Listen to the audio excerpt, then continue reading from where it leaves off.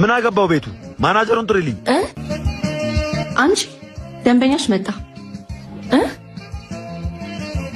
ዛሬማ ላስከፍለው። ምኑን? ሁሌም አንድ ጥቁርና ነጭ ማኪያቶ አዞኝ ይሄዳል። ነጩን ጠጥቶ ጥቁሩን ትቶ ይሄዳል። እና ምን አገባሽ? ወይንስ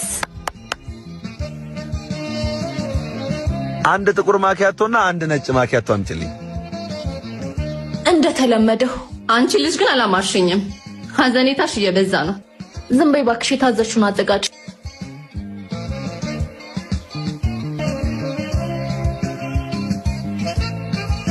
መልካም መጠጥ። ለምን አብረሽው አትጠጭም? አንቺ ትቀልጃለሽ። የቤቱን ህግ እያወቅሽው ሂሳብ እያለሽ ነው። ሂሳብ አምጪልኝ። 60 ብር።